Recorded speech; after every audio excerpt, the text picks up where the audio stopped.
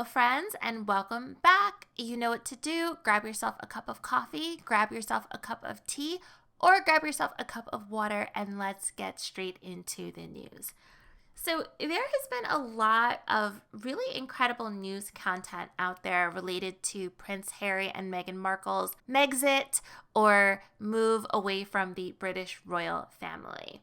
And I wanted to take a little bit of time to look at one article that I found really compelling. And it's an article by royal biographer Angela Levin, and it was written in the Daily Mail. I will link it down below if you would like to read it. I highly recommend you do. This one I just really enjoyed because it's a piece that focuses on this royal biographer's view of Prince Harry in particular, and his evolution, or should we say de-evolution. I think it's pretty obvious that Prince Harry has changed dramatically since meeting and getting married to Meghan Markle. And I can't say that this change is necessarily for the better. What we have seen so far is a petulant, angry, depressed, erratic version of Prince Harry. And this Daily Mail article goes into why. So let's pop on over to the article and take a look. Okay, so right off the bat, really great title. What on earth has happened to the old Harry? Royal biographer Angela Levin on her fears that Meghan has put a sliver of ice in his heart. Wow, let's see what this article is talking about. Okay, so like I said, this is by Angela Levin for the Daily Mail on Sunday. And she starts off saying, Meghan and Harry's extraordinary statement sent a shiver down my spine. The language is stilted, cold, and legalistic. The sentiments juvenile and angry. Quote, the Queen doesn't own the word royal, they say, in this ill-advised intervention.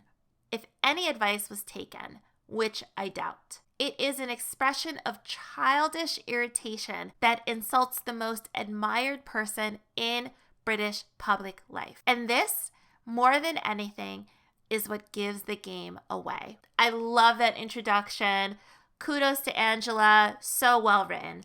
And yes, this really is the question. What has happened to Prince Harry? Why is he creating this rift with his family, and in particular his grandmother? It was just a couple of weeks ago at the Centibel dinner where Prince Harry spoke about the support that he had received from his grandmother. He said that she had been like a rock for him. So what has transpired between then and now to make him so aggressive toward his grandmother? And I do think it's fair to say that historically, Prince Harry has been very close to his family. He and his brother had a very good relationship on all accounts, and it has been documented that he and Duchess Kate were also very close. We know that Harry is also very close with his cousins, particularly Princess Beatrice and Princess Eugenie, and he also shares a very close bond with his niece and nephews. Meghan Markle, on the other hand, does not have a close relationship with her family. This is actually an understatement.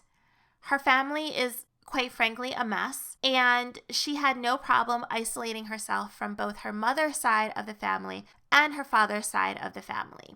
And while it's possible that it was necessary for her to put up some boundaries on her father's side of the family, it does seem as though her mother's side of the family was unproblematic, and she didn't even invite them to her wedding. It seems as though her mother is the only one who really has a connection to Meghan, but I doubt that connection is as strong as some people think. And in fact, I did make a video about the truth about Meghan and her mother's relationship. But I do think that Meghan would drop her mother in a second if she needed to. So yes, I do think that Prince Harry was influenced by Meghan Markle's lack of family connection, and possibly Prince Harry thinks that his new family is the only family that matters, and that could really hurt him in the end. Okay, getting back to the article. My experience of Prince Harry is that he is charismatic and intuitive, a man with impeccable manners who is full of consideration to others and lights up in the presence of those who need his help. What on earth has happened to that Harry? Why is he in this strange and invidious position of seeming to side with his wife over a loving family that includes the 93-year-old grandmother he dearly loves and who has been his rock. This bit is really interesting. Meghan's friends tell us several times a week that she and Harry are more besotted with each other than ever. Why then do they sound so bitter? Remember, this is a couple so determined to be with one another that they were prepared to leave the royal family at almost any cost. Indeed, in such a rush that they omitted to tell the Queen, Prince Charles, or Prince William before they announced their departure to the world. Today, however, they seem sullen and resentful. Again, very excellent point. And this is what I want to know as well. This is supposed to be the happiest time of their lives. They are still newlyweds. They have a newborn baby, and they could easily just cocoon themselves away in their little love fest of a world. But yet they are crying in documentaries, they are writing emotional Instagram posts and website updates.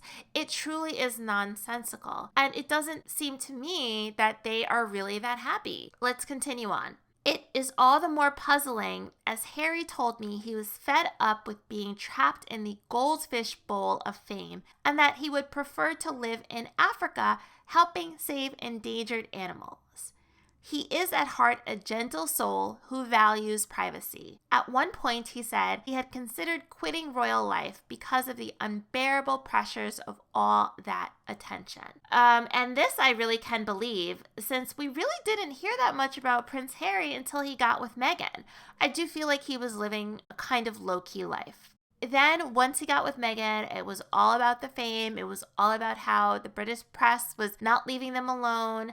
However, I think that they really fueled a lot of those fires with their actions. So, even though he told this biographer that he wanted a private life and to live in Africa and to save endangered species, he has been jet setting with his wife. He has been entering into the world of celebrity. He has been having dinner with J-Lo. And what really changed? Amy lets us know her thoughts here. She says, I am afraid that Meghan is an impulsive woman, and as her past behavior suggests, when she has had enough of something or someone, she simply moves on. The American Duchess we all accepted as a breath of fresh air for the set-in-its-ways monarchy has become a gale-force storm. I am reminded of Hans Christian Andersen's tale of the Snow Queen, as beautiful as she is cold, who leaves a sliver of ice in a young man's heart. Captive, a prisoner in her frozen desert, he is angry and indifferent to those who truly love him. Wow, what a beautiful and poetic way of describing this very sad situation. And it does really seem that way.